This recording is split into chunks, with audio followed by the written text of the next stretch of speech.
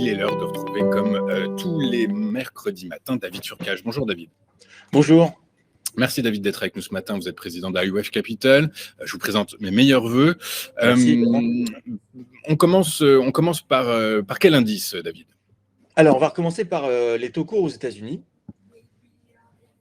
Alors, très bien, commençons. Alors effectivement, les rendements, hein, comme on l'a vu aux États-Unis, sont en baisse après avoir atteint des plus hauts de plusieurs années au cours de l'exercice 2023. C'est le regain, on l'a vu, des craintes à l'endroit de la croissance économique des deux côtés de l'Atlantique, et là en l'occurrence des États-Unis, qui fait que les investisseurs demandent plus de rendement pour acheter des obligations d'État américaines. Alors effectivement, le graphique que je voulais vous montrer aujourd'hui relate l'évolution des taux courts aux États-Unis. On a l'évolution des prix obligataires ici. Donc lorsque les prix obligataires, je le répète, progressent, les taux d'intérêt diminuent. Et le graphique que l'on a sous les yeux présente notamment le spike, c'est-à-dire le petit excès qu'il y a eu le lendemain de la réunion de la Fed, le 14 décembre 2023.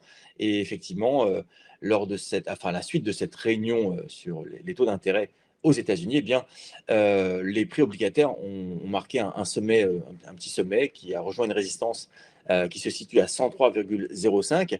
Mais depuis, à l'issue de ce spike, le marché a bien du mal à réaliser de nouveaux sommets significatifs et en réalité gravite sous cette résistance à 103,05. Ce qui signifie que pour le moment, en tous les cas, les taux d'intérêt ou leur évolution, qui était plutôt favorable pour les indices actions, ne tirent plus ces mêmes indices puisque, comme je le répète, compte tenu de la corrélation entre les prix des obligations et les indices boursiers, les prix des obligations ne progressant plus tellement, donc les taux d'intérêt ne diminuent plus de manière significative, la bourse, quant à elle, a bien du mal à marquer des nouveaux sommets significatifs. Donc on peut passer, si vous le souhaitez. Oui, effectivement. Oui, on va passer. Alors, effectivement, on va basculer sur le CAC. Hein, on l'a bien vu hier. Hein, je le répète que les rendements ont été boostés hier donc par les craintes à l'endroit de la croissance économique et également par la dichotomie des anticipations entre les analystes financiers qui anticipent jusqu'à 7 baisses de taux de la Réserve fédérale américaine au cours de l'exercice 2024, alors qu'on se souvient du discours de Jérôme Powell qui annonçait, lui, 3 baisses de taux pour 2024. Du coup, par la force des choses, c'est dans cet écart que se fera une partie de la performance de 2024. On va basculer sur le CAC 40. Le CAC 40 qui, après avoir clôturé à près de 16%, plus de 16,5% de croissance en 2023, ce qui n'était anticipé par pas grand monde, semble se donner les moyens de repartir vers l'avant. Mais avant, pour cela, il a besoin de reprendre son souffle, on a l'impression. De ce que l'on observe sur ce graphique, en réalité, au cours de toute l'année 2023, le CAC 40 a évolué au sein d'un large range, compris entre le support majeur à 6 834 points et une résistance majeure à 7 620 points. Et actuellement, il teste pour la 4e fois depuis 2023 cette résistance majeure à 7 620 points. Mais il a bien du mal à former de nouveaux sommets significatifs au-dessus de celle-ci. Et en réalité, il reste circonscrit sous cette résistance et sous ses plus hauts historiques. Et de mon point de vue, tant que les taux d'intérêt et donc les prix obligataires dont on parlait tout à l'heure ont du mal, en tout cas, à former de nouveaux sommets, les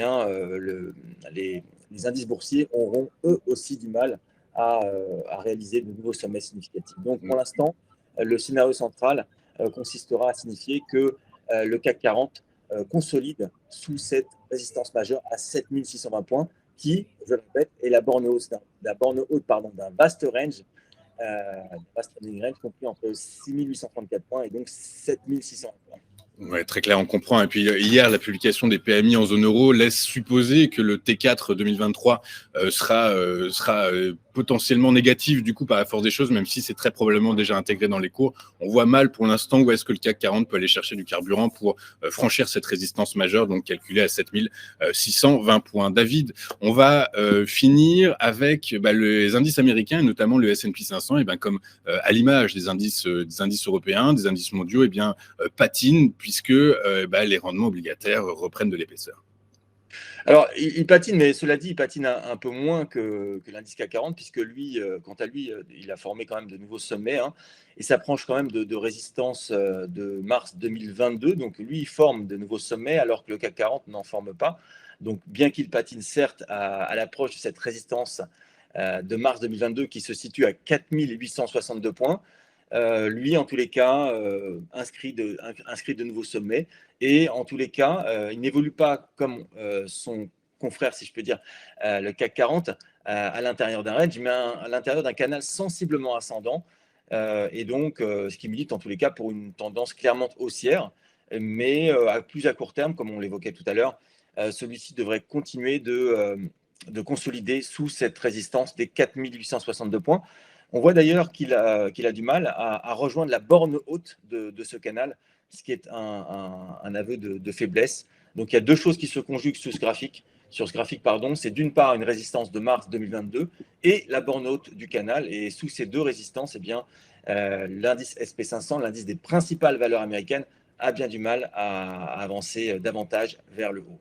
Ah ouais, très clair, hein. Et donc, quand vous dites à court terme, c'est les quelques séances qui se profilent, hein, puisque, comme on l'a vu hier, les nuages s'amoncellent au-dessus de la tête de Wall Street, hein, notamment du fait de l'élection américaine de novembre prochain, qui pourrait rebattre les cartes de la politique budgétaire du pays, de son orientation surtout budgétaire, mais également, on pense évidemment aux guerres en Europe et au Proche-Orient qui pourraient peser sur la croissance américaine. Et inévitablement, comme on l'a dit, hein, la politique monétaire restera au cœur des préoccupations des investisseurs, puisque effectivement, le marché price cette baisse. La Fed nous en a annoncé 3. Du coup, par la force des choses, toute déception pourrait être peut-être cataclysmique, peut-être pas, mais en tout cas peser clairement sur les cours. Merci beaucoup, David, d'avoir été avec nous ce matin dans des conditions particulièrement délicates.